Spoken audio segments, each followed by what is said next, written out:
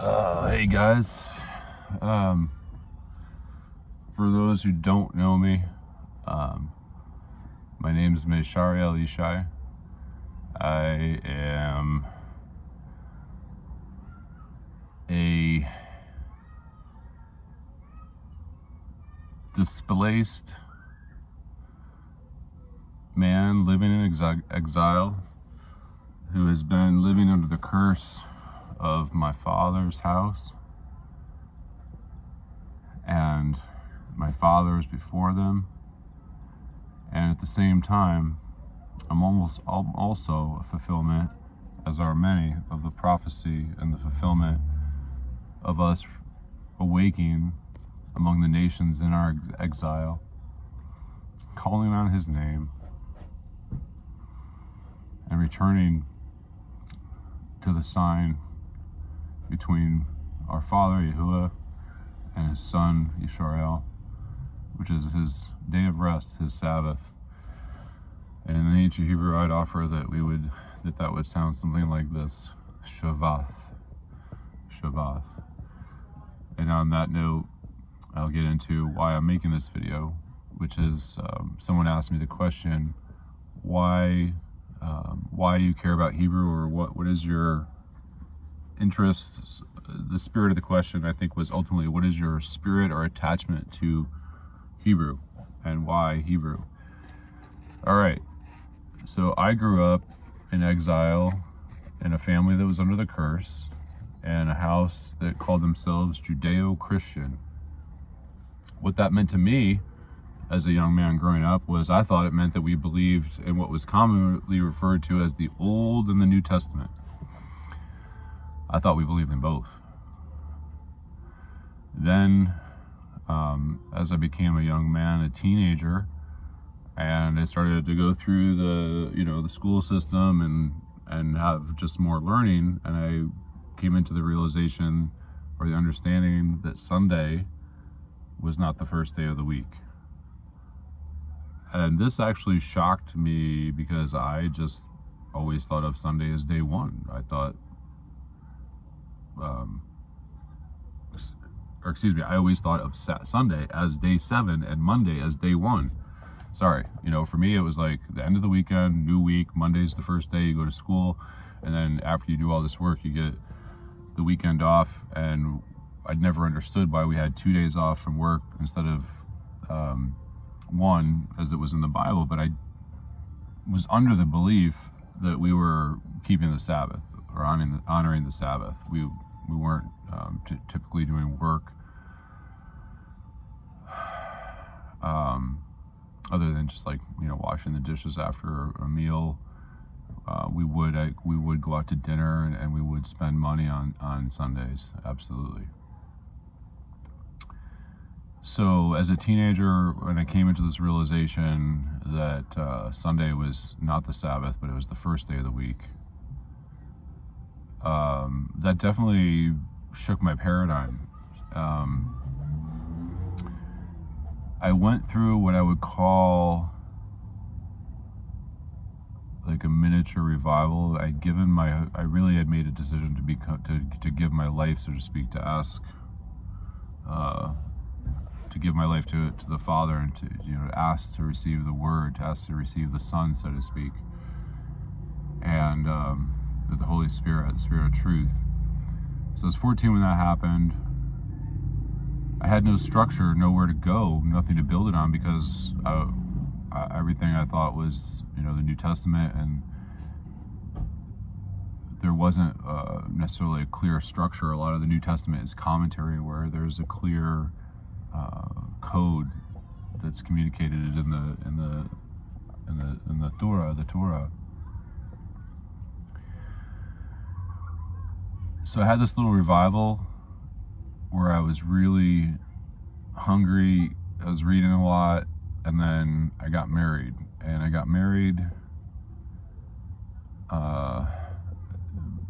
due to extenuating circumstances. But let's just put it this way: when I got married, it wasn't a pure celebration. And in fact, I am sad to say, and that I had uncertainties of really just not feeling confident in that marriage, at least, even on my wedding night, and that's sad, and my children have paid the price for that, as well as my family and my wife, myself. At the time, my wife, she left me and divorced me between 2007 and then ultimately 2009. My divorce, we went to trial. Actually, went to 3-day divorce trial. And during the time that I was married, I tried to get involved in churches, and there was always something missing, and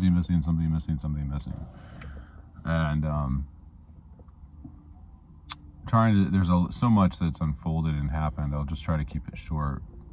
When I did actually start to get into the Word and take it up to read it, I recognized that there was just such a inconsistency in the different translations, and literally it shook me that it was possible to read one English version and then another and just have them say something or convey something completely different. And that really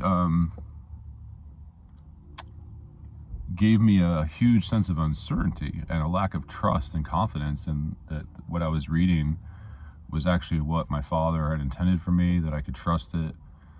And I felt like at that time, if I didn't go out and learn Greek and Hebrew, that I wasn't going to be able to really have confidence in what I was reading and whether I was really gleaning the right thing or not. And so my answer to that at that point was just, I don't have time to go learn Greek and Hebrew, and I don't have confidence in any of these English translations, so I'm going to just try to raise my children on honesty, gratitude, and kindness. That sounded pretty feasible to me. Well, I can tell you today that both of my children, as much as I love them, and even though they've said and admitted I've never raised my voice or laid a hand on them, neither one of them speak to me. And I saw much earlier that those three things were not enough, that my way was a disaster, basically. I mean, all I wanted to be was a good dad. I chose to get married over go to be a Navy SEAL because I wanted to have I knew I wanted a family more than I wanted to be a Navy SEAL. But I knew if I was a Navy SEAL that wouldn't really afford me to be a family man. And I just wanted a big family.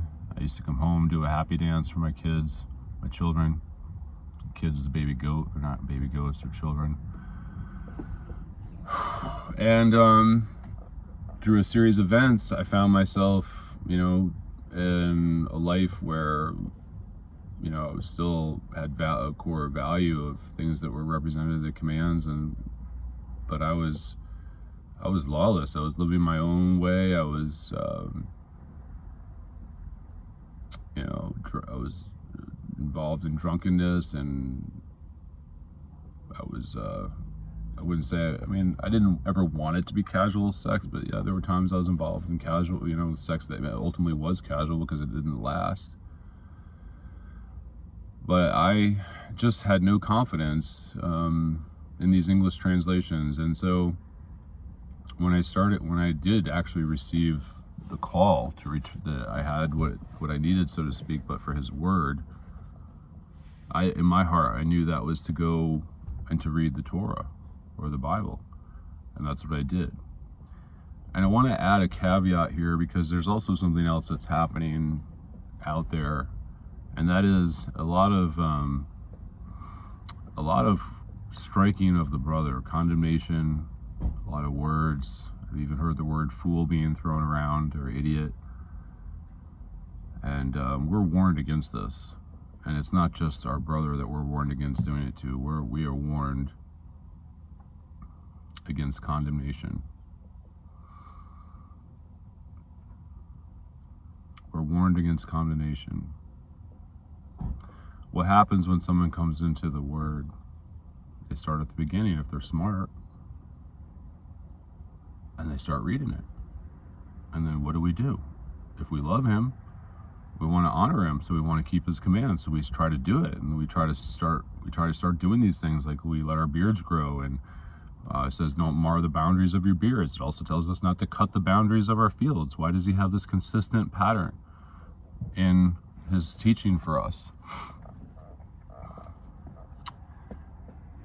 So we start doing these things because we're zealous for him, because we long for him.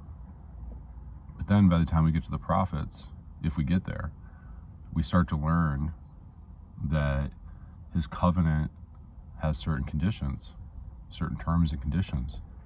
And it's not just enough to honor the letter of the law, but we have to honor the terms and conditions that came with it, and our instructions that came with it, many of which have been kept from us and or hidden from us. And there's, I came to recognize that the greatest form of deception and witchcraft is the language or the tongue itself.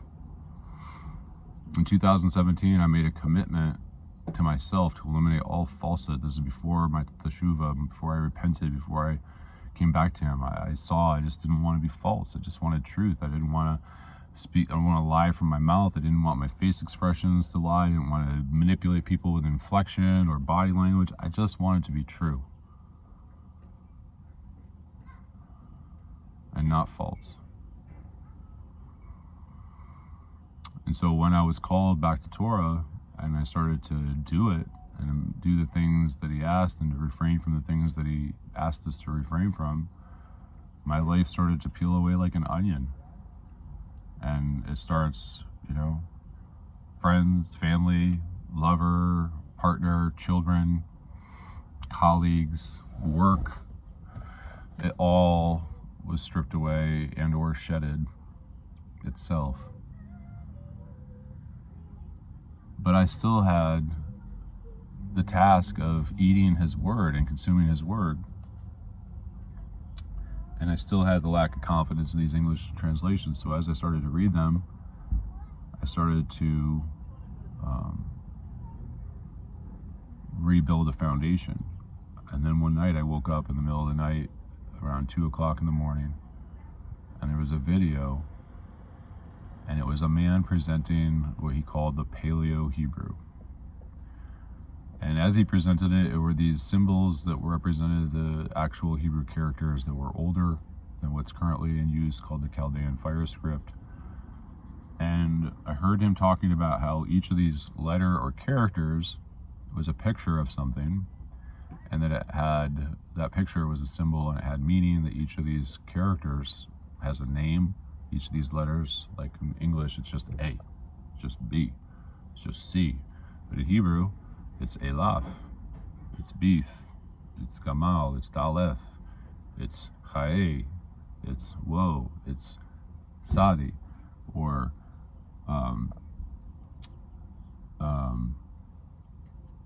Sadi is a letter that's later, Zin or Zion. So these are these characters actually are typically 3-letter words, and they all have their own names and they all have their own meanings. And I just started to see that Hebrew was much more than I ever realized. That there was layer upon layer of meaning and depth in the language that we were losing by losing the pictures of what the characters were. We were losing part of the meaning. And it also that by changing the pronunciation of the words, and I'll give you an example. In every English Bible that I've seen, there's a mystical king that's referred to as Melchizedek or Melchizedek, right? Well, what's the word for king in Hebrew? Malach. What's the word for righteous in Hebrew? Sadak.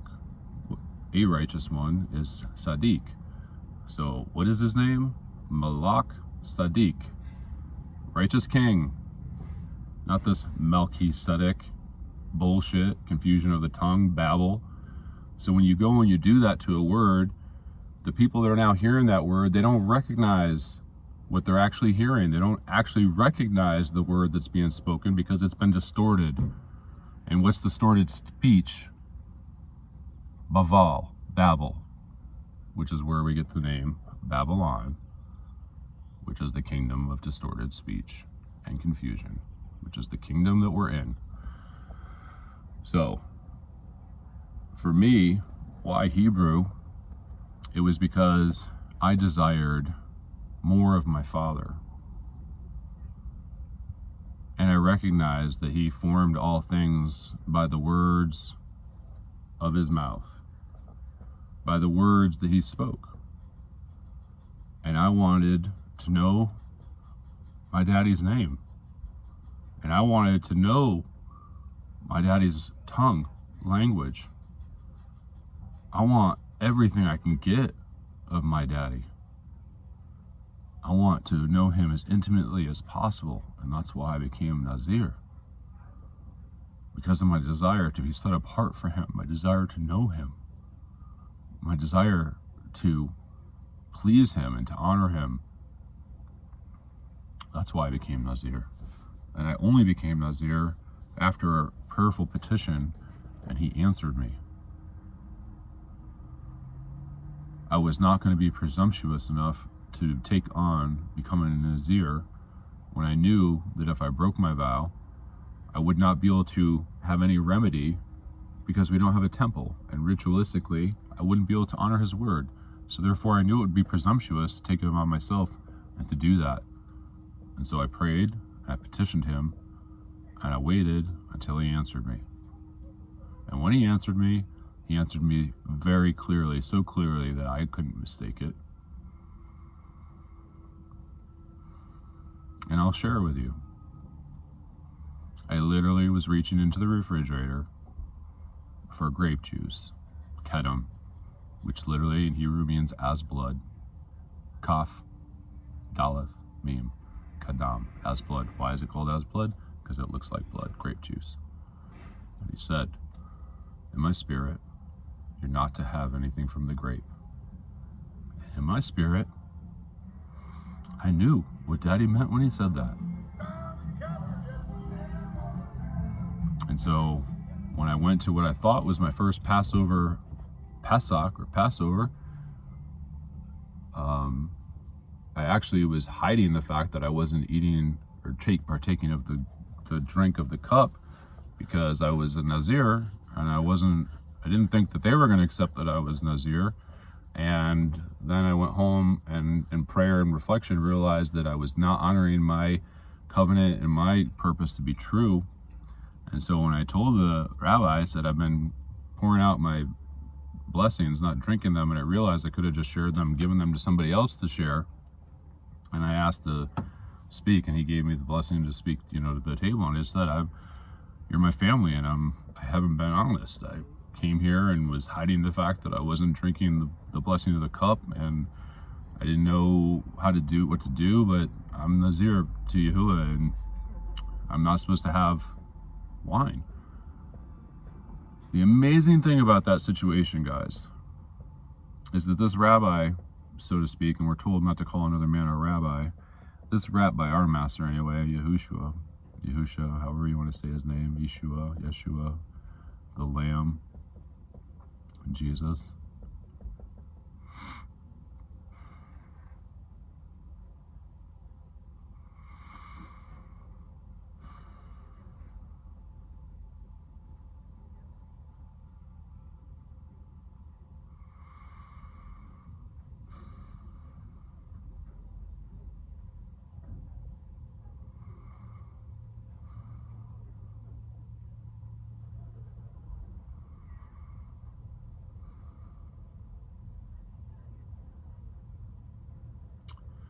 The ironic thing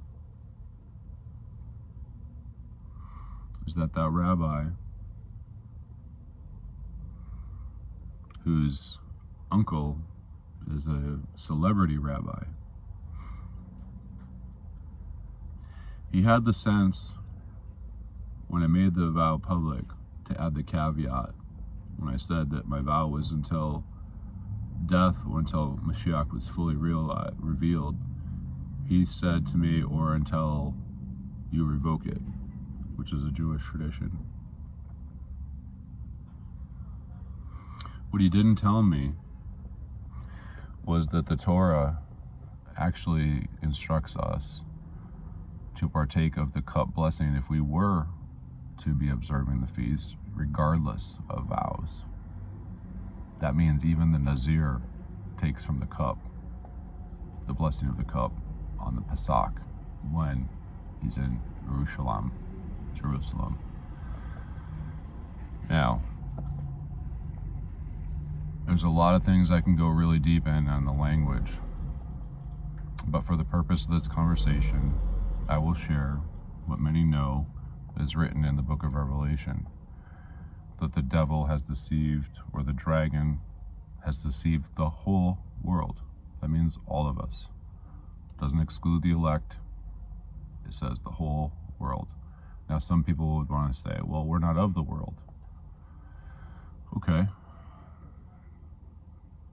If you want to take that example, but I have not met a person yet that hasn't still had some form of deception over them. And I'm not saying that I'm exempt from that. I believe what we have as a part of a body when we receive our gifts is we have perspective, and we have the ability to see and bring something that we are each gifted with, or as a body, or as a tribe. It could represent a bunch of people together, but we bring the wholeness together when we come together.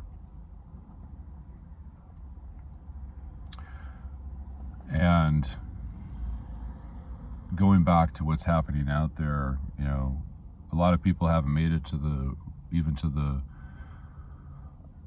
the writings or the prophets. They're still in the Torah, or they're rediscovering the Torah, or they're trying to go out there and absorb as much as they can, and they're behind. So we need to stop beating up people, our brother, because they're at a different stage in the game than we are. Just because we're a little ahead of them in the game and we've learned some more insights and we've gained more understanding, this is part of the process.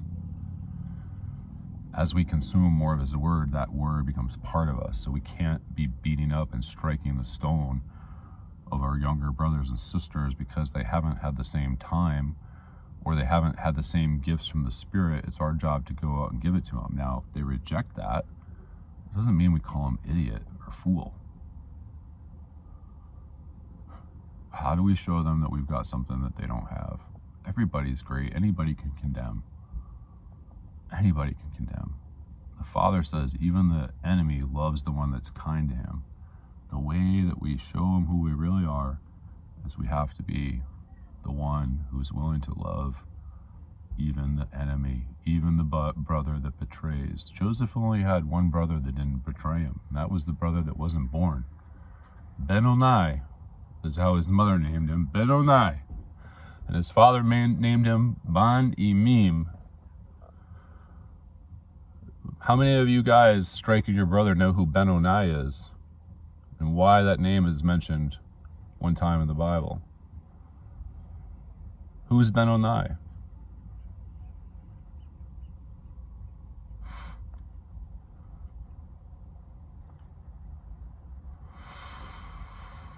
Joseph had 10 brothers that betrayed him and his father. 1 divided by 10 is 0.1. That's a picture of 1, a fraction of 1. It's a picture of how rare it is to find a real brother who's a Sadiq. There's plenty of brothers out there that know our Father's name. There's plenty of brothers out there that know the name of Yaakov, that know the name of Yitzhak, that know the name of Abraham, that know the name of Yehuah, and think they know the name of his son. Well, his son says in Revelation that those who've even done great miracles in his name will be told, "Depart from me, I know you not." These aren't people that just know his name.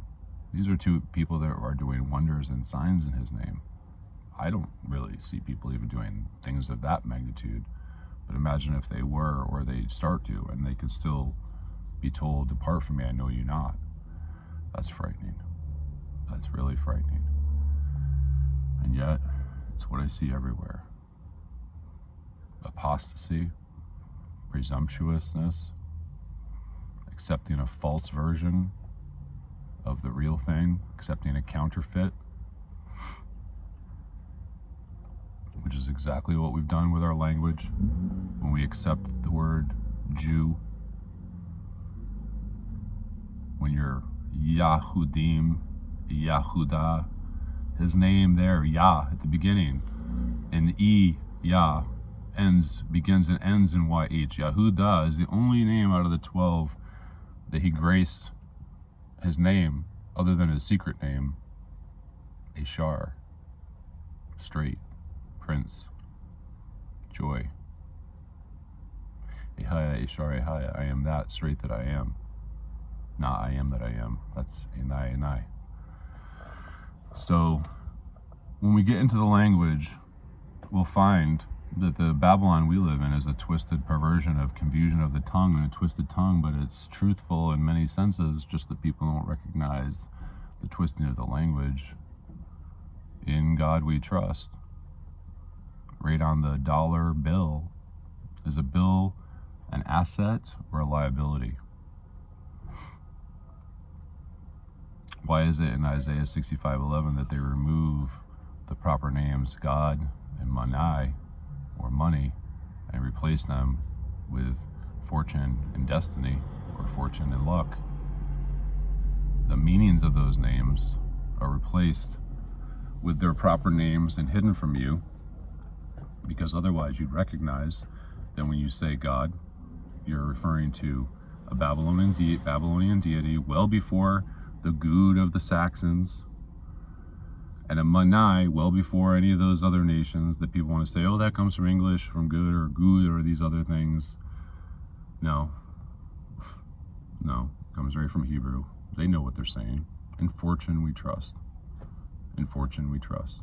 It's right there, right on the Manai. The two witnesses, just like our two witnesses, his word and his spirit, they've got a written one, the Manai, and they've got a spirit one too, God. Now, the amazing thing about our Father is there's no injustice in him, and he knows the difference between one that's deceived or uneducated or ignorant and one who's willful, and they're not all the same thing, and to present them as the same thing is an abomination to the spirit of truth. And that's why people are turned away from religion, because of liars who want to distort the name of our Father and distort his word and distort his character and his spirit.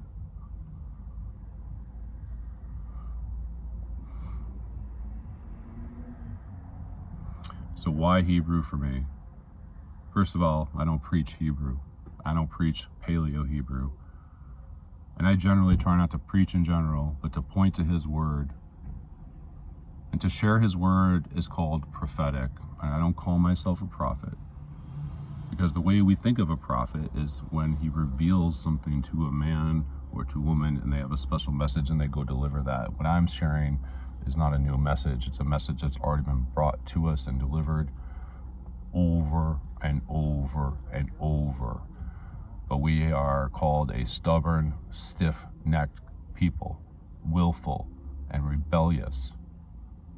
A Jezebel spirit is what we represent, men and women who don't obey his word and want to elevate themselves as their own God, their own fortune. And guess what? He'll allow you to have that experience right here on this world, this realm. And the God of this realm will reward you when you serve him in this realm. But you'll have your kingdom here, and you will not receive life. So the language for me is simply deeper intimacy with my Father. Deeper intimacy with his word called his Son. And I'm thankful for that. And that's what I preach. Deeper intimacy with our Father and with his Son in the spirit of truth, according to his word and according to his spirit, the two witnesses. That's why Hebrew. Avarai or Avarith. When we look at the Hebrew, we see that the word Adam does not mean man, but to be blood. and the life is in the blood. So it's literally to be blood, but it infers human. The word for man is the word fire, taken the yud from Yah and inserted between the Aleph and the Sheen to become Aish, man. And woman is fire. Take the H, the Hey from Yah, and add it to fire, and now it becomes Aisha. And what do we have? Fire, which is 301, and we have, fire is Sheen 301, and then we add 10, which is the Yud, the hand, and then we have woman, which is 301, plus the Hey, which is 5. Well, 5 is half of 10. 5 is lesser than 10. 5 reflects woman being drawn out of man. But if you reduce 10 to 1 and you add it to 5, you have 6, which is the day that we're formed upon. We are the day of man, the 6th day. 6 is the sign of man. So this is just a little bit of how his language unfolds to us to give deeper meaning to the things that we're reading. And anyone that thinks that you can't gain insight into his ways, his commands, his Torah, or his instructions, his judgments, his statutes through an English version is self-deceived. Of course you can gain insight and have tremendous knowledge and understanding and be blessed in the guidance of the Holy Spirit. And yet, if we go and take upon our load, so to speak, to learn his tongue and to learn it, you can't expect that you're not going to receive additional knowledge and understanding. The original is always going to be better than a counterfeit, and English is just a counterfeit expression of his word. It's the best attempt of a language to communicate in the way he communicates with us. And when we go past the Chaldean and we look at the Paleo, it just helps us see the patterns